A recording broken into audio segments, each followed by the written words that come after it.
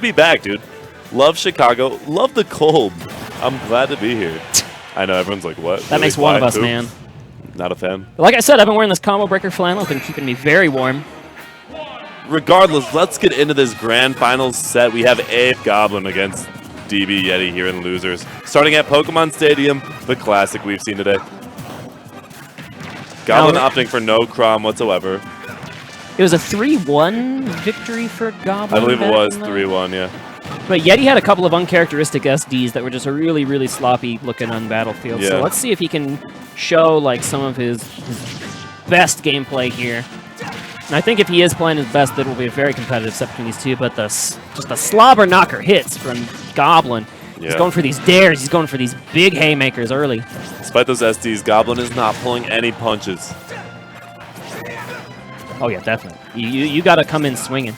And that's a lot of the matches we've seen today have been, you know, like the zoner versus the guy who wants to get in. And that's your job when you get in to maximize it. And so far, Goblin maximizing as he gets that, I think there's a falling up air sweet spot KO? No, into an up tilt from behind. Tilt. Yeah. Oh, okay.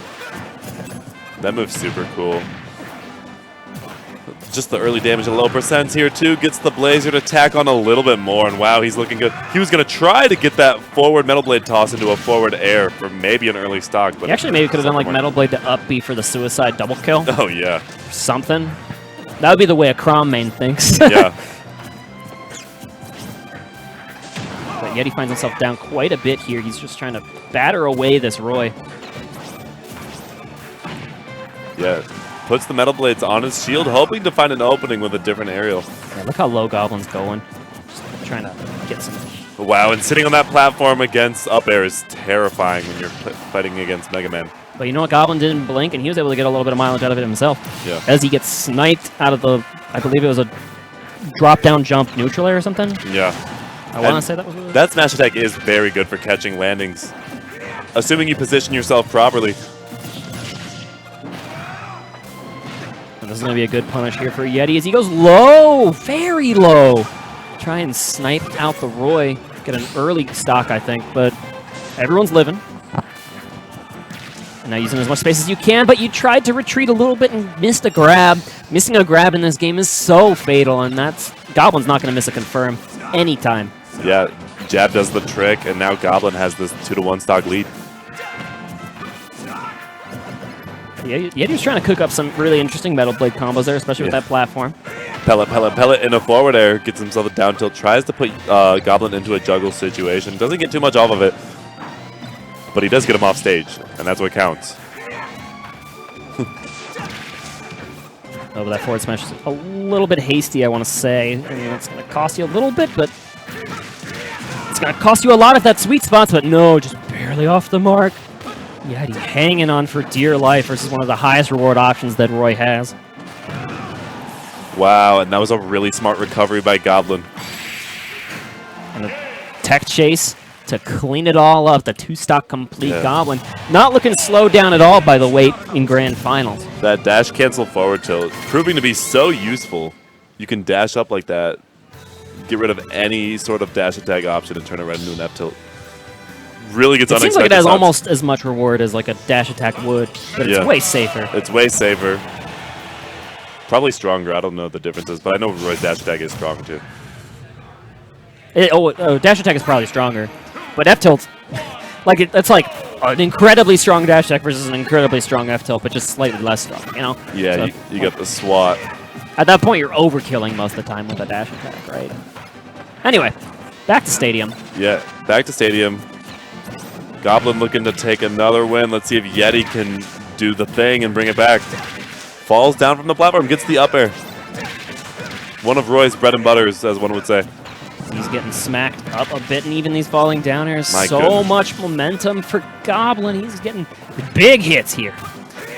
He's making these moves that don't connect look like they always connect, and it's just so much damage. One swing after the other. Throwing that Roy off the stage to try and buy a little space, and okay.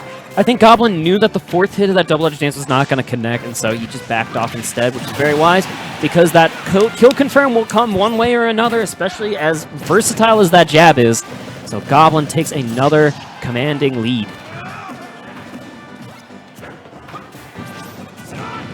Yeah, seems he catches rolls a lot with the jab, and wow, that whole dare to jab to side B sequence was so much damage. Now Yeti is in a position to try and make this ledge trap last. See if he can get it done, and yes, look at that confirm off the metal blade. That was so slick. Really good. He had to full hop, get max distance to get that to connect, and he knew. The foresight was there, and now this is a tie game.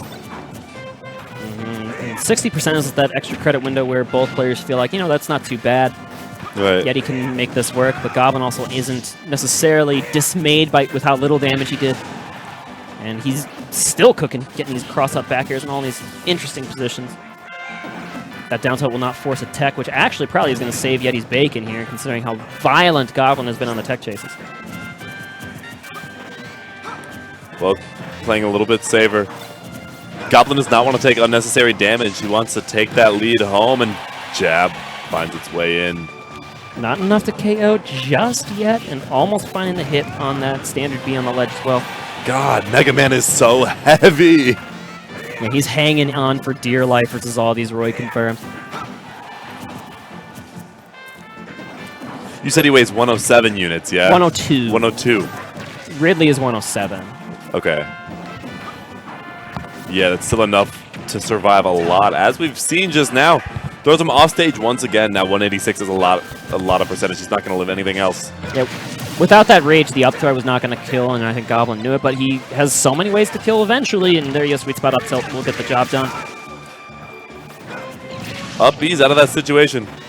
The Yeti is still cooking. He's not out of this game just yet, although these tech chases continue. Whoa, buddy! Cleaned it up with the Shoryu. Looked very comfortable doing that. It was just another day in the office. I love how Goblin covers the retreat to the platform. Like he's like, okay, you want to completely ignore the ledge trap scenario, but I can turn around my up B in a perfect position to make sure you at least take some damage. Might not be violent damage. This character is just so hyper aggressive and so fast, and he closes gaps like nobody's business. The speed is absolutely vital. That's like the weakness we saw from Ike, right? He couldn't find his way in versus Skittles Young Link in time. Yeah. Because he was just a little bit too slow. It's a good thing they gave him that Bane he has off stage because, wow, he's just such a tank when he's on here. But yeah, he's got to make something happen. He is now down a lot of percent, so yeah, maybe find that off-stage position as you mentioned. Ooh, a very cool Blazer onto the stage, or onto the platform, rather.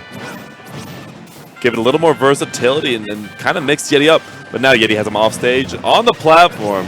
Yeah, he's getting some good cross-ups, and he's getting good air-to-air challenges using that flame sword of his own. Ooh, I love that little parry to wave land away. Just to see what kind of button Goblin's going to press. That might be some data for the next game. Yeah, he really wants him to jump off that ledge. He's trying to get these nairs so badly. Even neutral get up would do it. Playing so careful as Yeti. He's at 177% versus Roy. Who lives this long versus this man? It's crazy. And almost enough rage to take that KO with the Fire Blade. Hangs oh, and the backer just barely missed! Wow! Stakes are so high. Yeah, if that grab from Roy had connected, that would have been a kill as well. And Max there it is, the rage second time up throw. Gonna take it to game 3. Goblin up 2-0 here in Grand Finals. Very tense situation there where Yeti clawed his way back. It was at like 150 to 30%, I want to say. Yeah. Or so when that comeback started. Something in that threshold. And hydrate. Prep yourself for this third game. Yeti will not go down without a fight. Now Goblin's a game away from being our Thwacked champion. Yeah. But Yeti showed he has the stuff there, especially in that game 2. I think game 1 was a 2-stock, right? But game 2 was very much last hit between these two combatants. It was. Yeti made that adaptation and adjusted. Let's see how he fares in this game 3. I think just mixing in more Fireblade clearly is the adaptation. He's really trying to get those air-to-air challenges. No Leaf Shield SDs. That's a plus. Oh, you know, we take those. We do take those. Parries comes down with the forward air. Now this looks a little more even within the first stock than the last game did. I think he knows how to play this whole stock game a little safer. Yeah, the problem with using a lot of Fireblade to just get those air-to-air challenges, which Yeti might be trying to mix in, that worked so well for him in the end of that game too. is you need to be perfect on your timing, because if you're not perfect on your timing, Goblin just gets so much more reward out of those engagements. No, totally. Wow, he tried to cover that ledge so hard, and he still ended up doing it, spacing himself and getting the forward smash. Ooh, and look at that damage coming out. Just using that little bit of a Z drop on the Metal Blade. Being sneaky. I love seeing it. Oh, did he drag him down? What? That was crazy, Yeti. I feel like he almost baited him down there, too, using Rush so far away. He did. Man, that was nuts. And this is absolutely Yeti in the driver's seat in Game 3 of this Grand Final. That is saucy stuff. Goblin down at his last stock. No stranger to taking stocks early, though. Goblin is totally in this, by all means. Yeah, he's been playing so carefully around those options, though, which is good to see. He's very willing to just take this little chip damage here and there with this, like, very large lead. I wouldn't say insurmountable. We've seen it happen before, but playing that Death of 1,000 Cuts style is going to be very effective here for Yeti. Being on that platform against Mega Man is terrifying. I can't stress it enough. The dash cancel forward tilt. Going to take him to the last stock. Man, I know Yeti has this lead, but this could be tournament stock if Goblin finds his footing.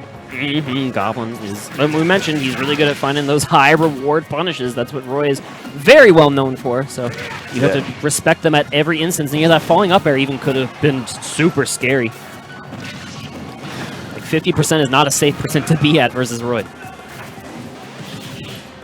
Ooh, very smart up air, and back air is going to take it. Mixing up brilliantly. You think the second up air is going to come, so you drift away. Yep. But that drift away is exactly what that back air is lined up to combat. And so Yeti takes a game, he gets on the board. Not out of this yet. Yeah, game 4, it's happening. And we've seen a lot of reverse 3-0s today. That's true, Yeti could do it, find his momentum, take this set 2 home. So Goblin just has to be very wary. Reverse adapt, you know? Let's see where we go here in game 4. It is going to be Smashville. Now that Skittles had lost the game here, no player is, as far as I know, undefeated on this stage. But and you already see the speed of Roy, how it can be very much more effective on this stage than someone like Ike when trying to combat some of those projectiles. No, totally. Like you can really find those diagonal angles easier. Oh, I thought we were going to see some rush cheese. I thought it was Smash 4 for a second. And Roy falling down through that platform and up airing is a lot quicker than Ike falling through and nairing. He gets his game started a lot quicker, which explains why Raymond King struggled. Wow. Okay, looking for a really big tech read. Yeah. Those down tilt tumbles are terrifying. Ooh, maybe he thought he'd have enough time to keep running in shield, but that was really dangerous. Yeah, actually, that was closer to death than I really thought it had any right to be. No, I know. But you know what? You blink and the damage output in this game is so fast, especially because of that 1v1 damage multiplier. So, and there you go, Fireblade. Almost enough to KO. Great DI on the part of Goblin, and stays alive on the stock. And we've seen Rage Roy do some work, but it's not going to be relevant as it's cleared out immediately by the other sword attack that Mega Man has, the back air. Yeah, that killed from across the stage. Yeti with the lead. Jetpacker still not getting it.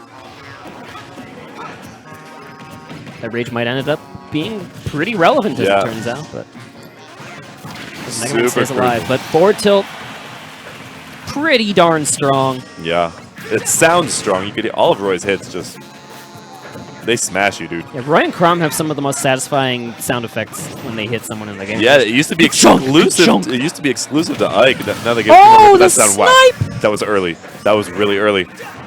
That was at like 30%. Goblin swatting.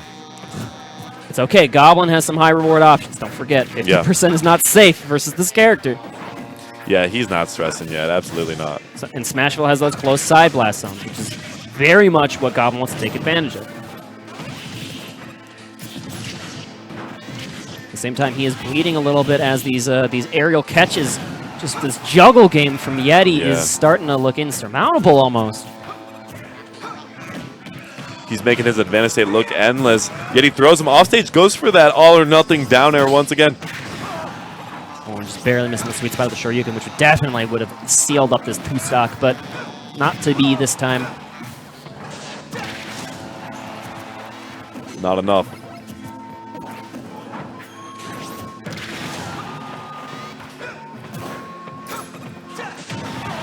Sniping him with the forward smash. Almost enough from all the way across Smashville. Okay, That'll parry do this it. time. Get it done. Midwest still living in with grand finals. I'm sorry.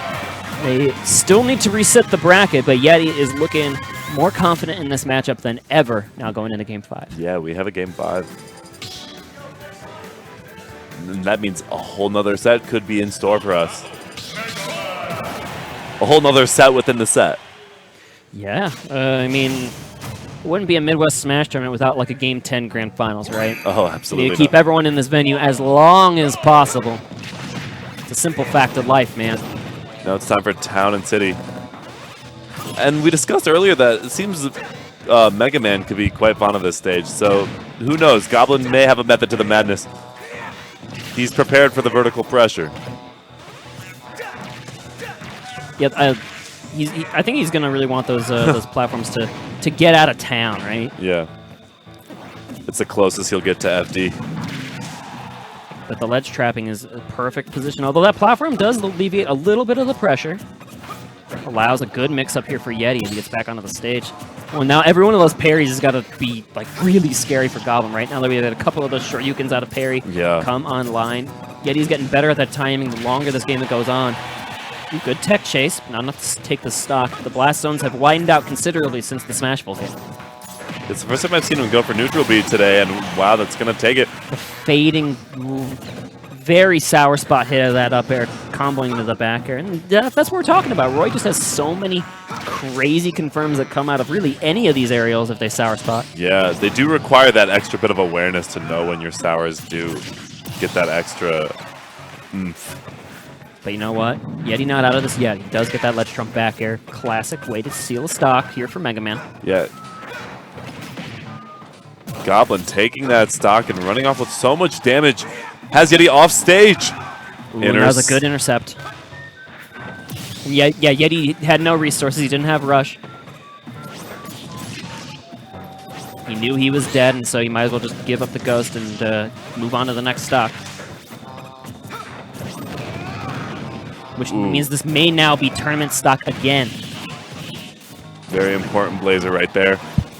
Gonna get as much damage as he can before he gets to this third stock. The first time I've seen counter from Goblin in this top 8. That was counter just in neutral. You don't even see that ever in a high level play. But you know what? Must have been so preemptive, so like so conditioned for him that he thought counter was the best option there. He just turned around the momentum in an instant too, and now he's got the ledge trap started up again, retreating a little bit to center stage. But okay, good parry here from Yeti, try to turn things around, and ooh, just barely off the mark with the spike. Tries to find his way in with the Naircopter. Instead, jabs, gets the back air, not enough. Yeti's still living, but he's hanging on for dear life here in Grand Finals of Thwacked. And okay, this confirms to do it. And that's gonna do it. Goblin is your Thwacked champion. Fantastic play all around from Goblin. The strongest fight was definitely the last game.